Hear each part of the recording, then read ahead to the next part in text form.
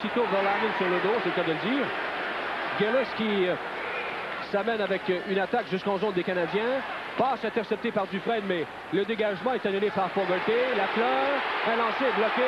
Bel arrêt encore de Jean-Claude Bergeron. Un changement dans les trios de Dave Chambers, justement celui que compose Lafleur et Hurk. On parle de Stéphane Richer depuis le début de la saison. On aimerait le voir produire davantage de façon plus soutenue, ainsi que Denis Savard.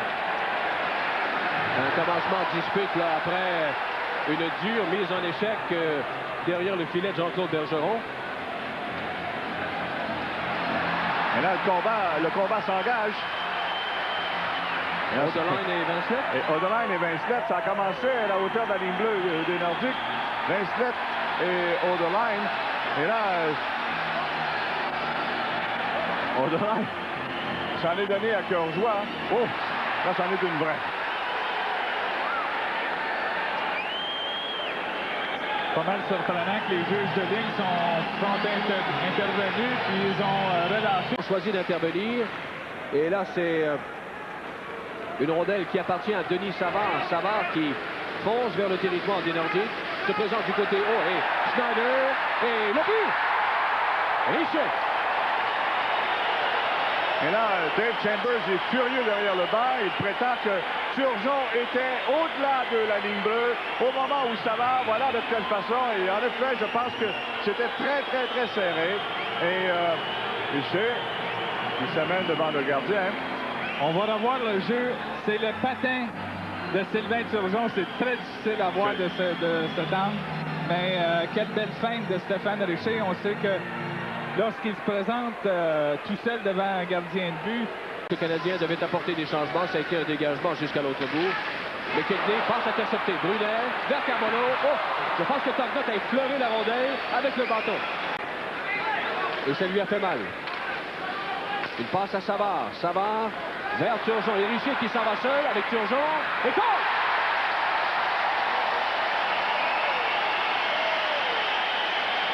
Eh bien, ce qui devait arriver arriva. Avec Savard, Richer et Turgeon dans la mêlée, c'est quand même pas un mauvais trio. Il y a beaucoup de talent dans ce trio-là. Et effectivement, ils ont causé l'effet qui devait se produire, c'est-à-dire obliger l'adversaire à leur courir après. Et c'est effectivement ce que les Nordiques ont fait, de sorte que le chemin s'est ouvert tout seul avec l'irruption de... Peterson est devant Cyril Law. Ensuite, c'est Finn qui l'empêche d'aller plus loin. Une attaque menée par Morin jusqu'en zone des Canadiens. Passe à McKinley. Il a effleuré le poteau à la droite de Bergeron. Et un tir au but! La rondelle a touché le bâton de Oderline pour ensuite dévier par-dessus l'épaule de Bergeron. Lui qui venait tout simplement d'effectuer, de repousser la rondelle projetée par McKinney. Le lancer frappé de Stephen Finn touche Oderline devant le filet et trompe ensuite la vigilance de Bergeron. Voilà de quelle façon ça s'est produit. J'ai beaucoup de misère à comprendre pourquoi Oderline a voulu toucher à la rondelle. Premièrement, McKinney cherche le disque dans le coin. Il veut passer devant, c'est raté. Donald Dufresne qui a perdu son casque perd la rondelle également. Et là, c'est la contre-attaque sérieuse menée par Denis Savard. Savard qui pénètre du côté de Berlichek. Richer à Savard. Il essaie. Tognotte résiste. Et là, la rondelle qui se promène là, allègrement dans le rectangle du gardien. Et c'est le coup de sifflet. Ce match entre les Canadiens et les Nordiques vous revient après cette pause. Urquhart vers Nolan qui a vu la rondelle passer par-dessus son bâton. Là, c'est Turgeon qui va peut-être profiter d'un changement de joueur. Belle passe à Savard et un bel arrêt. Richer qui a raté le retour de peu. Et la rondelle reviendra jusqu'en jeu à Brunet. Bel arrêt de Tognotte. Et le retour saisi par Sakic. La contre-attaque et Sundin. Est-ce qu'il ira seul? Là, il tire, mais hors cible. Il a récupéré la rondelle au tout dernier moment. Oh, Paul Guinness qui reprend. Tire, c'est bloqué par Bergeron. Le retour poussé plus loin par Schneider. Turgeon qui rapplique en zone des Nordiques avec le beau. Turgeon s'avance. Tir bloqué. Deuxième bloqué par Tognotte. Et il a jeté un coup d'œil derrière lui, mais il était bel et bien en possession de la rondelle. Enfin, sous ses jambes. Schneider qui rapplique du côté droit. Passe arrière à Peterson. Plaqué par Loisel. Schneider remise à Svoboda. Et un tir et le but! Là-dessus, Tognott a été complètement bafoué. Le lancer de Svoboda a touché quelque chose et a suivi une drôle de trajectoire, de sorte que Tognott s'est déplacé vers sa gauche. Beau jeu d'abord de Schneider du côté de Svoboda. Il y avait un dégagement qui avait avorté auparavant. Et là-dessus, Tognott a été complètement déjoué. Voilà les chichines. Et là, on voit Tognott qui cherche le porteur du disque du coin de l'œil. Il a perdu la rondelle sur le jeu. Et Svoboda parvient à le déjouer. Frappé par Sundin. Sakic repart devant. Ça demeurera libre jusqu'à l'intervention de Cyril Law. C'est remis à Brian Fogarty. À Joe Sakic. Il a hésité. Passe à Fogarty. Voilà le tir. Et le but! Mike Hoppe est là. On se demande si Hoppe n'avait pas un bâton un peu trop haut pour faire dévier la rondelle.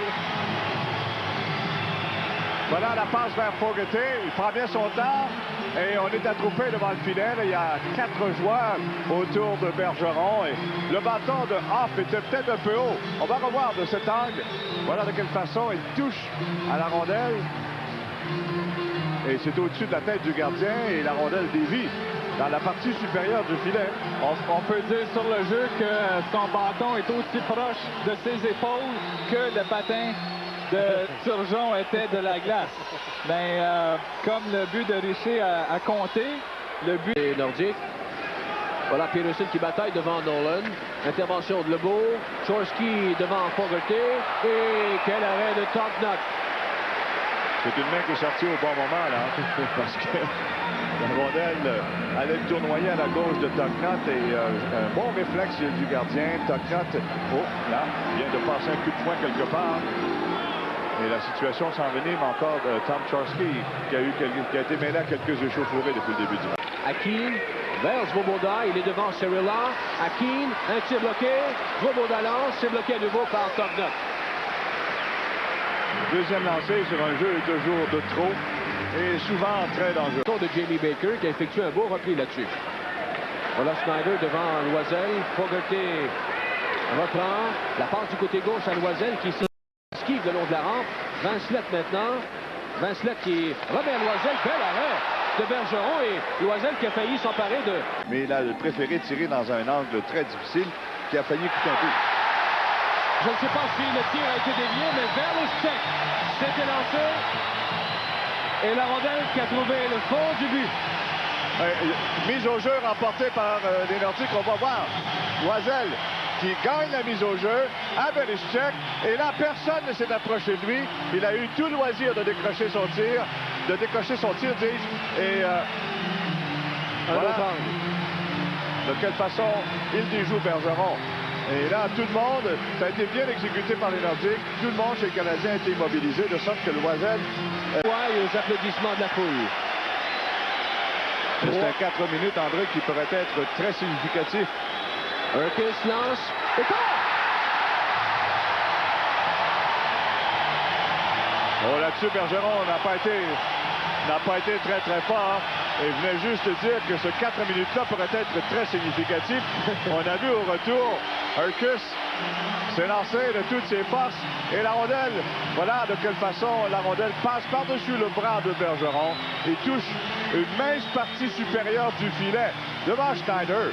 Et Schneider a hésité un moment, alors que Urquhart a poursuivi sa course et le tir est précis. Une manque de concentration totale de la part de Bergeron. Il n'y a aucune raison.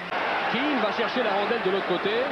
Remet pour Skrudland, qui est surveillé par Morin. Corson à Keane, et le tir a été bloqué par Tognott. Voilà Corson encore. Il lance.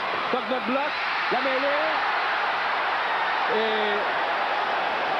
bon, la lumière rouge ne s'est pas allumée. Bill McCreary faudra attendre. Faudra qui reprend. La remise à Sylvain Turgeon. Turgeon perd la rondelle quand il est mis en échec par les Sichin. Voilà Sundin vers Sakic. Sakic, il s'avance bien. Et quoi?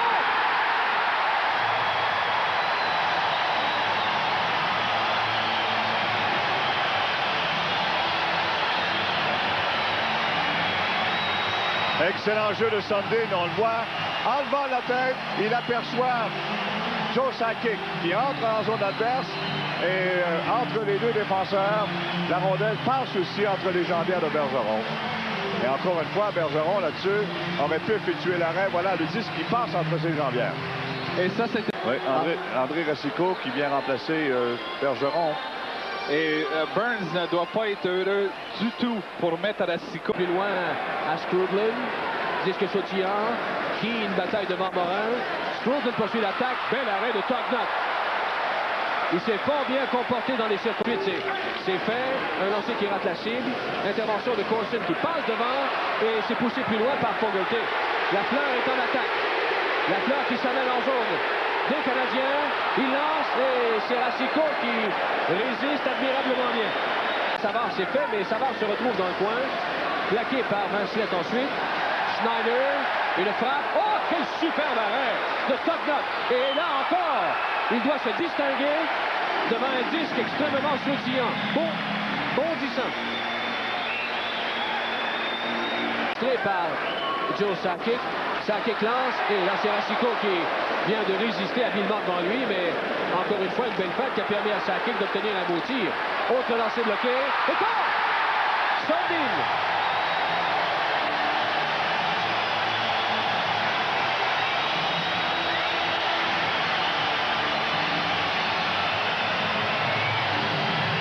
Et encore une fois, tout a commencé par le travail, l'excellent travail de Joe Sakic.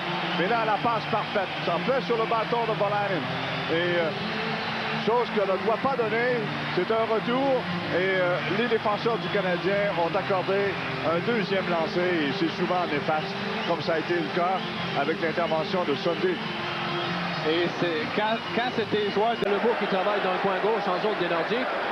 Ça passe à toucher un patin. Dégagement de Fogarty. Morin qui accélère devant Desjardins. Il lance et c'est Racicot qui bloque, mais Desjardins est intervenu à la toute dernière seconde pour ennuyer suffisamment Morin. Et là, c'est Nolan à nouveau qui tire de loin. Et le tir a été bloqué par Racicot. Mais un puissant lancer. Mark Peterson, Chorski, belle attaque, un lancer bloqué, le but! Oui, le but est bon. Le but est bon, la rondelle a franchi la ligne rouge. L'élan de Chorski et le disque est passé sous le bras, je pense, de Ron Tugnutt.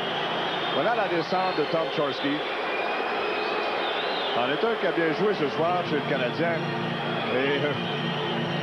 Et la rondelle, il n'y a aucun doute là-dessus, a franchi la ligne rouge. Non, et il ne faut pas que les Nordiques lâchent à cause du fait qu'on sait que n'importe quelle équipe de la Ligue nationale peut compter des buts. Voilà une autre attaque menée par Contenant. La passe à Corson. Corson accélère devant Fogarty.